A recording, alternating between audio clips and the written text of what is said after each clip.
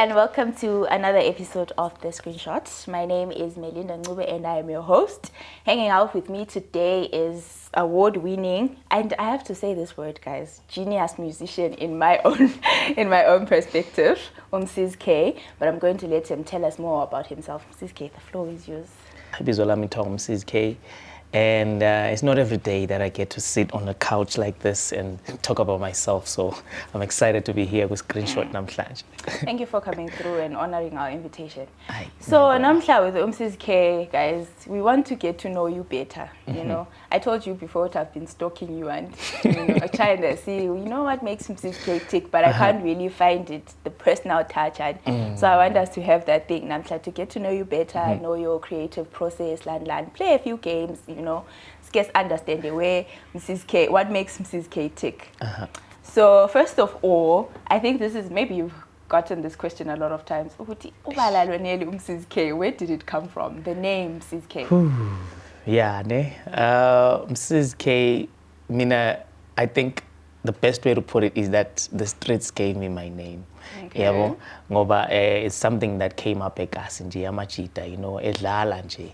They did this as a joke nje because my name is Msizkay. So I remember at the time eKasi they used to call me Caesar, but there's always that one guy where befuna ukuthatha amabizo abantu ewanike that other thing, yabona, like from Caesar to Msizkara to Msizkay. Okay.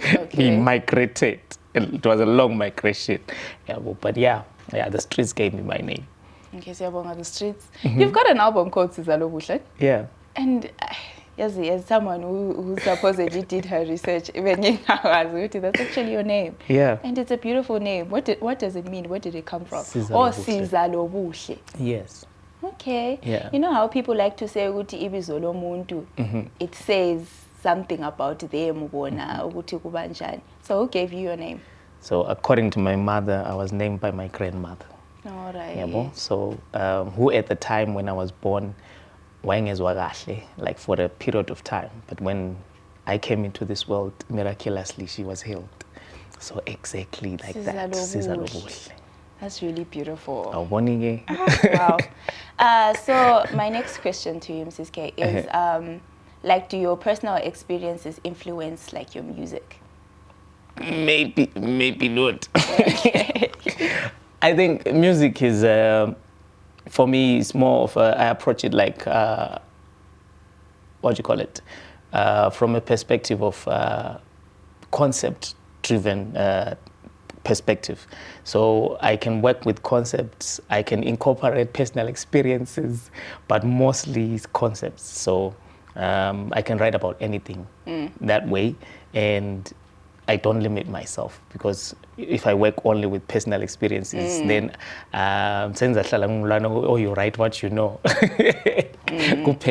So I have to go beyond what I know and what I've seen, and try and make my way in the dark, so find we shouldn't things. associate ingoma zakho nokuthi we go through this time around. It's funny how everyone always assumes that, though. I remember at one point I did a collaboration with these guys. They sent through an instrumental, and then I wrote a song, and then I sent back the demo to say, this is what I wrote up. And then this guy was like, yo, bro, this sounds so real. Are you going through something? I'm like, no, man. Are you sure you're okay? I'm like, no, I'm good. It's just from nowhere. Yeah, that's the concept. That's what we're working with for this song. That's what I felt would work, That makes you, like I said, it makes you kind of a genius, because, sometimes you get inspiration from some things you're not going through. It's hard. It can't be easy, It's easier, especially like, let's say, ubugoa over magrinani. Yeah. And then so bala lapha nokuthi unganjoleli because that's what I was thinking. I'm part of those that were sitting. You're always in love, like that, you're a lover boy type of thing. Because ngoma zakho zi romantic like that. But yeah, what I would say is sometimes into encedayo or that makes everything so much easier is that I write a lot of songs on a daily basis. For example, I try and do this whole a song a day thing. I may not like succeed every day, but I try and do this whole a song a day thing. that means that I'm working on something on a daily basis. So if I can, I write a verse, a chorus, I work on a beat, I come up with a concept, something. So at the time when I'm doing that, maybe if I feel a certain way at that time, that emotion is captured in that demo. But then when I work on it months later, I may not be in that situation, but I can carry on from that feeling. Yabo? Kapa, I wanted to ask you, now moving on to your creative process. So I feel like you've already said some of it, but I wanted you to take us through some of your creative processes. How do you channel it? How do you get into that mood? Or you know what, let me just let my juices flow. Because I also have certain songs that I want to assert, like personally about them. Where was your headspace when you were writing them? Do you write all your songs? Yeah, I do. All right, so take us through your creative process. So for me, it's the concept first, or sometimes even the melody. It can be either the concept or the melody, and then I add words and meaning to the melody, or the concept, then I add, you know, melodies and words to that concept. So it's either or. So it can be, yeah, it's hard to even think about it. Some people are specific, because so what I'm doing mostly these days is, I do a lot of collaborations mostly these days. So I've noticed that some artists are very specific. They would love, especially if they are producers and they need you to be a vocalist and a composer to write the songs. They are very specific. They would say, no, you should sound this way. You should write about this topic or something like that.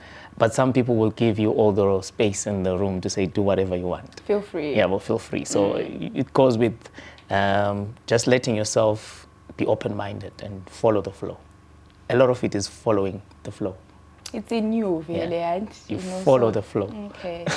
So, like, Antivian City, you know, there are certain songs. I think my first song that I heard, Eyako, which to this day is still my favorite, and I feel like I'll never get over it. Maybe a lot of us feeling now. Like, that is literally my favorite song of yours. And so I want to know how you came up with that song. And shout out to our QAs as well. Shout out to our QA, shout out to Mzo. So when I did Ngawuzumoya Wami, I think that specific song I remember. Yeah, that song I remember. I was walking through town. I can't remember what I was doing that day. But then this song is actually based on a personal experience.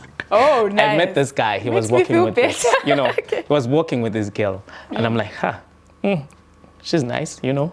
If she wasn't walking with this guy, definitely I would have said hi or something, you know. And then I walked past them. I didn't even think much of it. But maybe just after I walked past them, I get this idea. So I remember I was somewhere near City Hall, and I have a friend who has one of those, you know, stalls where they sell this traditional stuff there by the City Hall. And then I actually sat there and I recorded a voice note, so I don't forget. And when I got home, I started working on a beat for Ngawuzumoya Wami. Really? Yeah, so Ngawuzumoya Wami was an exciting experience. So once that was done, I then got in touch with Vici, who plays keys. And then he came on board because when I had the demo and the draft, he helped produce. So he's the one who played guitar. He played bass on that. And then after that, we had Mzo come into the studio. When Mzo came into the studio, I had written a verse and the chorus. I literally rewrote my verse. It was a whole process. It was insane working on Ngawuzumoya Wami. And then sending it to Awa, and then having her send back her vocals. When those came back, I was like, yo, this is a hit. It's a banger. It's done. It's a banger. It's over. So that process was insane. That guy and his girlfriend. You know, they gave us... I don't know, but yeah. They gave us a banger. Interesting, you know. That's actually quite interesting. I love that. What about... also, no. It's not, also one of my favorites, the hook you did for... that song with Asaf. As Pelimoy. Yeah. Powerful song. Powerful song. That is one of the hardest things I've ever written. Really? Trust you me. Usually when I hear a beat, 1 hour is too long. I'll be done. But I think with Aspheli Moya, I had that for 1 week or 2 weeks or more. I can't remember. I used to play it a lot and then just let it play. And then one of the times when I was playing it, because Asaph, when he got in touch, he was like, bro, I need you to do a hook on this, something motivational, inspirational, something that can get the people going, you know, something to motivate people out there. Let's motivate people. I was like, yo, that's a tall order, my guy. You know, but yeah, I sat with it for a while. I had to listen to it over and over and over. And then one day it just clicked, you know. And it came through. Because it had to be catchy too. It had to be a message at the same time, yeah. Yeah, I did love the hook, Shem. Because I think the first time I heard it, and probably was 2 years back or something, I probably played it repeatedly for like a week strong. It's actually motivational, because where it happened in COVID, yeah. That's when you guys did that one. That's a powerful song. That was a great song. So the one that I wanted to ask for Tuti before, after we wrap this one, because I also love Aspheli Moya, and your hook is perfect on that song. The one with Begiwe. And I've seen you guys perform that song. Yo! Yeah, that's one of my favorite songs too. Goosebumps. So I think I did Gulula just after I did Ngawuzi Moya Wami. Ngawuzi Moya Wami came out as a single in 2020. And then because I had enjoyed the process of working with VG, we decided to do a follow-up to Ngawuzi Moya Wami. So even before the album came out, Msizkay, which came out in 2022. So whilst we were doing that, I had this concept that I wanted a sound that sounded a bit close to something West African or something like that. So that's why we did the guitar, the ding, ding, ding. Yeah, so I was like, bro, can we do something that's close to that from a production perspective? And then we had fun with that. I did the sample, I put it away. I forgot about it. Really? I'm serious. So the one reason why I always say shout out to Begiwe, because if it wasn't for Begiwe, there would be no Gulula, because I had put it away.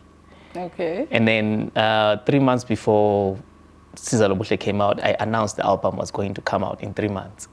So Begiwe and her team, they got in touch. They said, oh, we saw that you announced. We have an artist, her name's Begiwe. She would love to work with you. Do you have some stuff that you guys can work on? Okay. So Begiwe then came to the studio. That's when I was like, okay, cool, I have this idea, what you think? If it wasn't for that, maybe it will still be somewhere in there.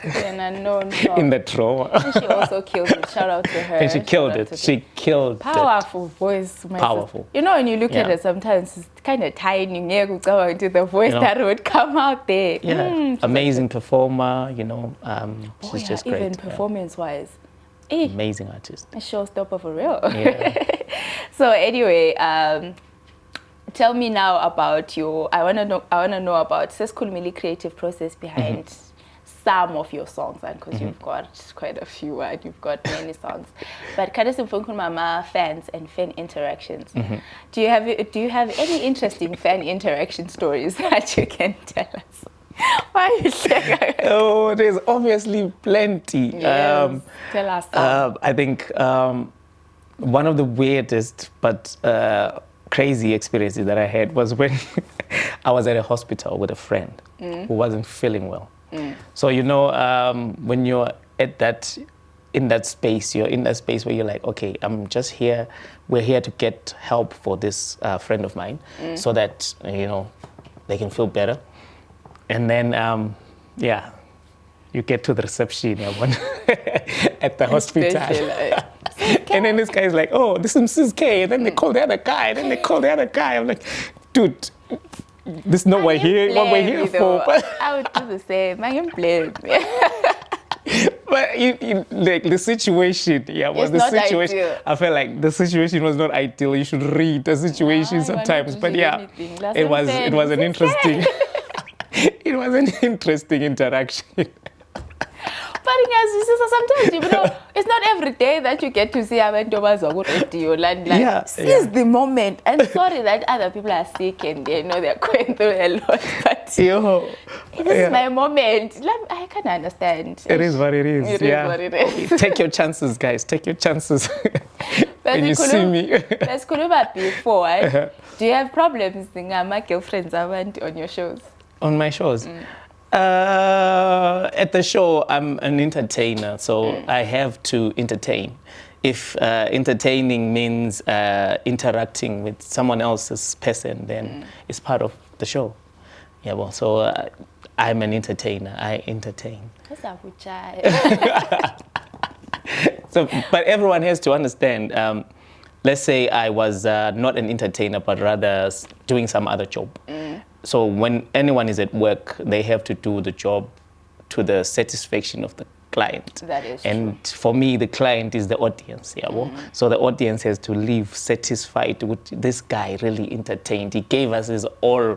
He didn't leave anything behind, you know. He went up to that lady and he really, you know, entertained her and asked in extension. That was Really, you know, it's a must. It's a must. Guys, Yeah. You know, like you said, any other job, which was security guy. Security la lapha akumelanga esuke emnyango. Ngakungamelanga esuke emnyango. Kungabe lo muntu ozaphonga ungena nje. So lami ngivala amanzi. Ngilapha station.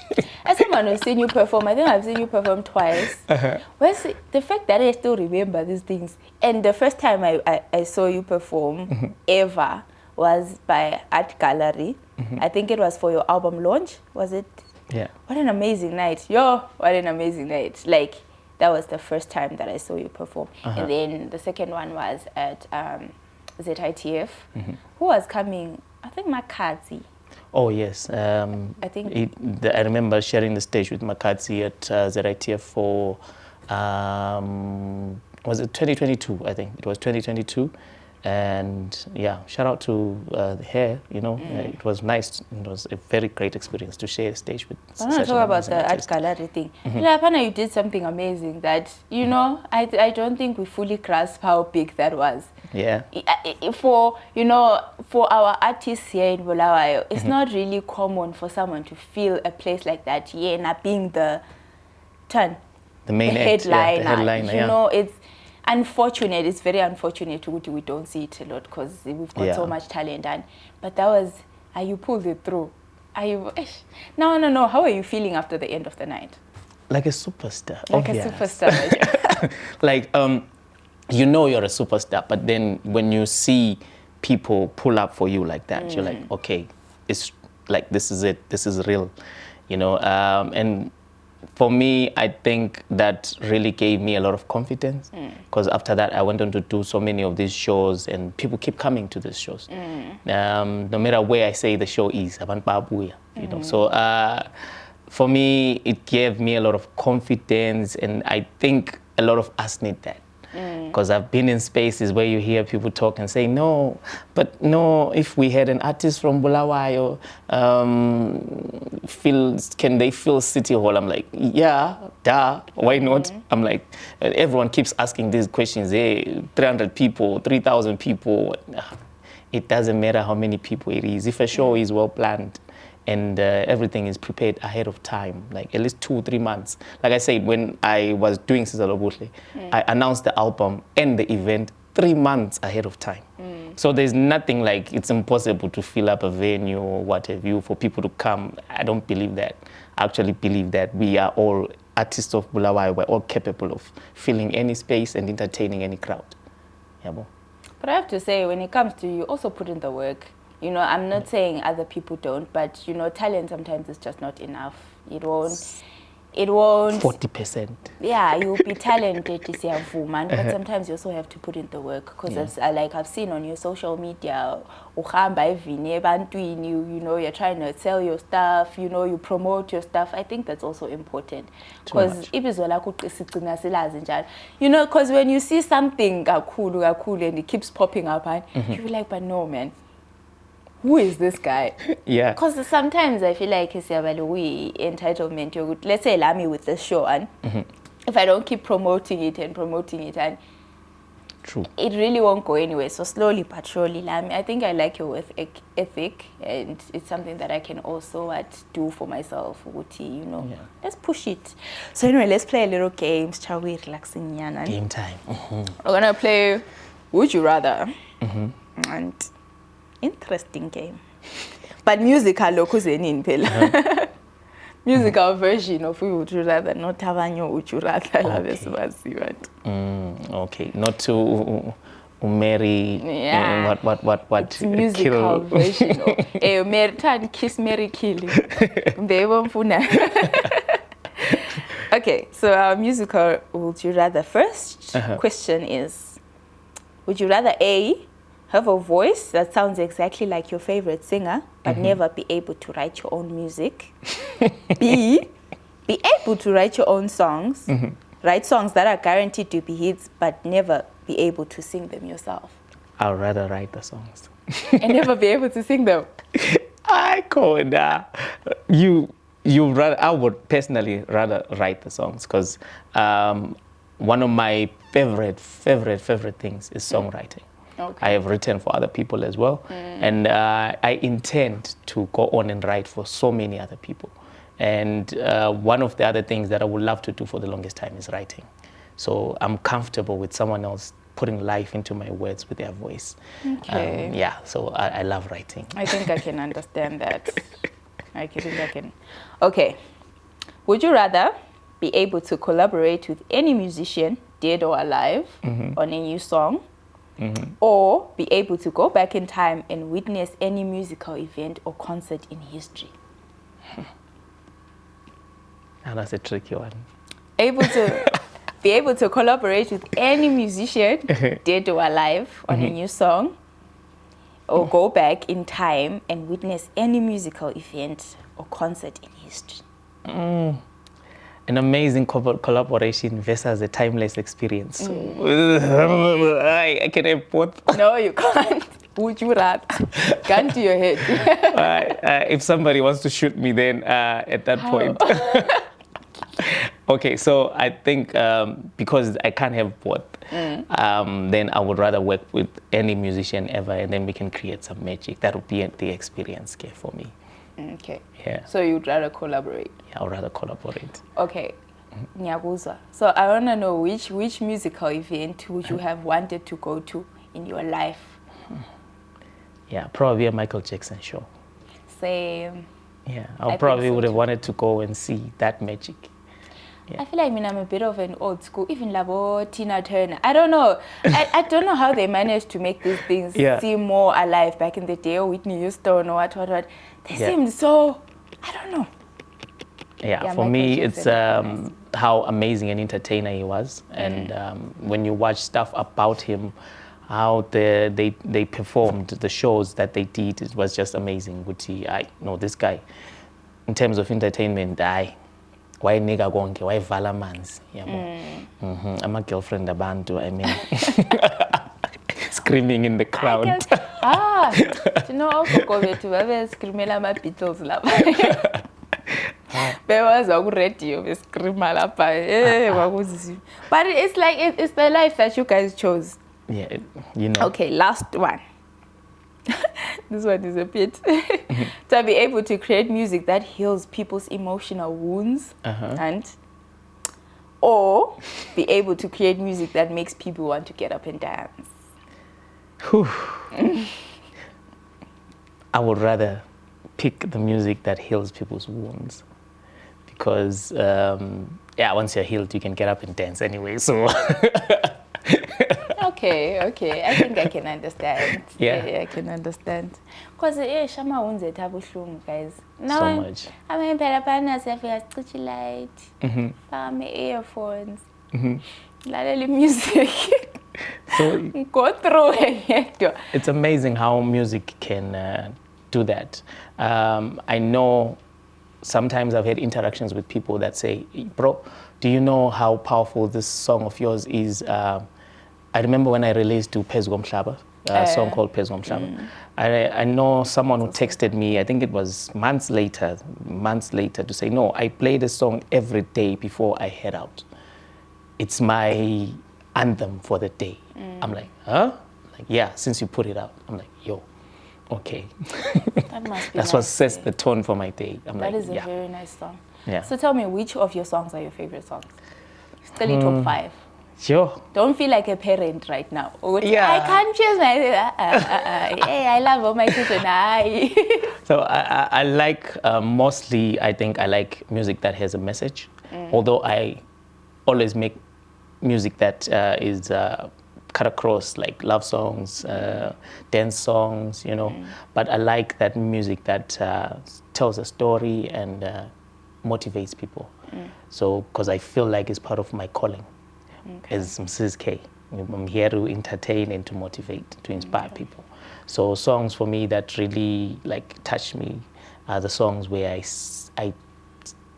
what do you call it? I share a motivational message. Okay. Songs like, I think from the top of my head, like from going back to 2015, would be a song called Ngoba Nozokwenza. That's one of my first ever songs that I ever recorded. I don't know that song. Yeah, you should know that song. Okay. Please go look for it after this interview. After you see this, go look for Msizkay Ngoba Nozokwenza. 2015. It's a song about if I don't do it, then who will do it? Yeah, but so when everyone's saying stop making music and then focus on something more academic or find a job, if I don't do this, who's going to do it? So for me, Ngoba Nozokwenza is cut above the rest. I'll always love that song.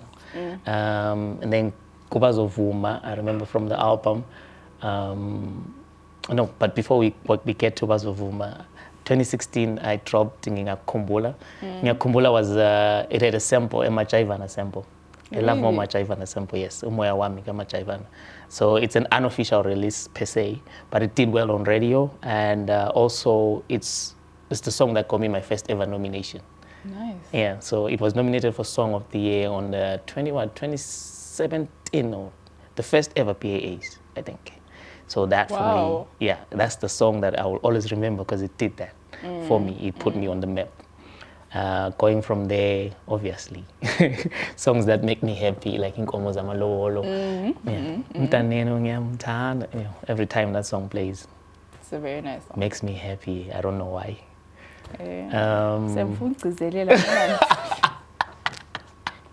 And then let's see. I like songs like from Bashiselo. There's a song called London.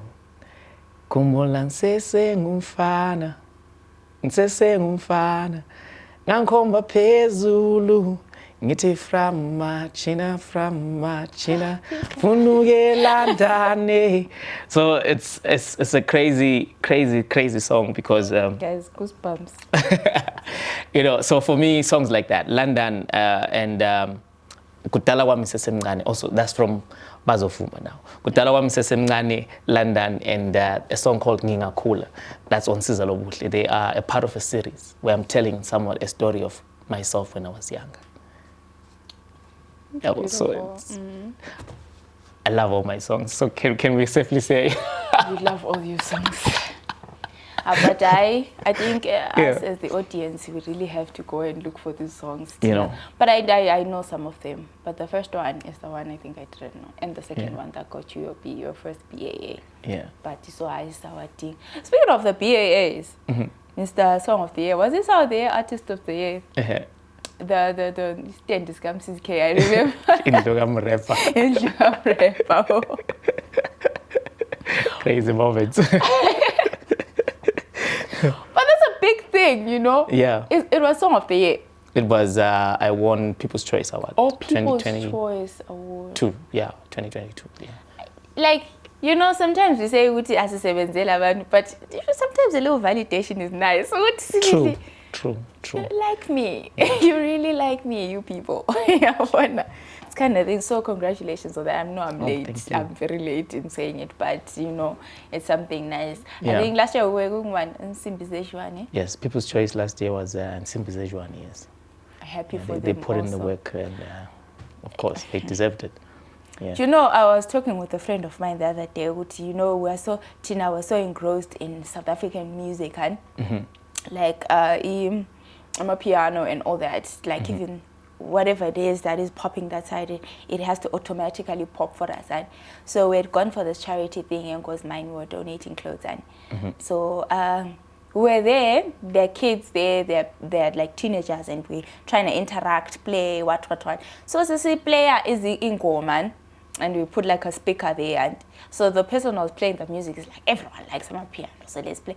But it has phone logos, phone in synthesization. Do you know, it actually felt nice. True.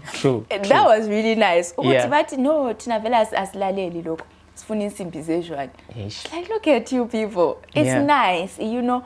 Let's really embrace nice. our own. Really nice. Because one of the things that I always say is when I'm asked about what challenges people like asking these things, do you always face?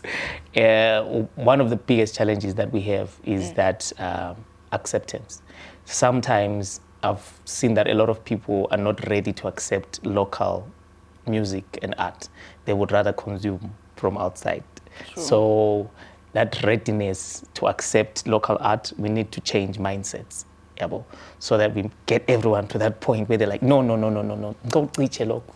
Can we play something local? Yeah. It's like how South Africans are proud of their own stuff. You know? Much, so much. They're really proud of their own stuff. And we do not lack any talent, please. Maybe that's also the other misconception that we don't lack have. anything. Talent, you know. It's like, stop. Maybe do a bit of research before you put your opinion out there, you know. Just don't go on what you think, just because when they don't have the exposure to these things, and don't automatically assume it's not there. Yeah. And it's not even exposure, because think about it. If I don't even like local, so that means I won't even look for the music that is being done locally, and I'm like, okay, there's nothing for me here. If my mindset is there's nothing for me here, that means I'm not even looking for it. So we need to change people's minds. Because if they think differently, they'll be able to notice, but no, there's this song by this person, it's nice. Oh, there's that song, oh, it's nice. Oh, I heard that song at that event. Oh, let me see where I can find this guy on Spotify. Is he there on Twitter? Is he there on TikTok? Into njalo. Okay, I hear you. So to round off the show, can you tell us more about your future projects these days? What's Msizkay up to? Hey, Msizkay, which one is studio, guys? So it's busy. I think I spend most of my time in the studio, and I like it. I like making music. It's interesting. So there is an album that is ready somewhere out there. How? 50 songs in the shelf. So umsebenzi ogimi right now is to go and pick. I'm working on picking my favorites, like things that when grouped together make an album sound perfect together. I think saying le 18 zami nje, first 18 is strong as ingena ku first team. But yeah, there's music coming, but I'm not going to drop the album this year, probably next year. And then I'll do a lot of singles. I'll do some singles, and then I am working on so many international features, local features as well. I have 2 or 3 coming out soon, so there's a lot of stuff coming. Busy. There's a lot of stuff coming. It's going to be fun. Busy. But why are you not dropping this year's Lambile? It does. But I am giving you guys singles. I dropped Eta, My Sister in February. And then I recently dropped last week, Kyakotola. This one I don't know. Yeah, it's fresh, brand new. I think I saw it on your Instagram. What is for winter? For the season. I haven't checked it out. It's for the season. What's your dream collaboration from a person in Bulawayo? Whether they're here, they're based here, or abako wenyinda? Someone in Bulawayo who I would love to collaborate with. Let me see. But I've collaborated with a lot of people. Axel. No, but you could repeat business. You could do repeat business. Yeah, I would love to do some more work with Asaf. It was nice collaborating with him. I would love to do some more work with Peggy. I would love to do some more work with someone who I haven't collaborated with. Maybe someone like Kina the Music. I would love to collaborate with people like Sam Music, amazing artist. Yeah, so yeah, there's still so many people I haven't worked with that I would love to work with. Yeah, my favorites. All right. Guys, Msizkay mango. Which one, Jalo? Corner. I'm trying to practice it out. You quite? Yeah, mango. Unfortunately, but I still had so much to ask. Sure. So maybe one day we'll do it again. I don't know. You never know. Let's invite Bella to one of your shows. Yes, please come through. We're doing something this August. So Lenzwile guys, Semba invite. We'll be doing the next Eta My Sister Kasi to Kasi event, because we've been doing those since Eta My Sister came out.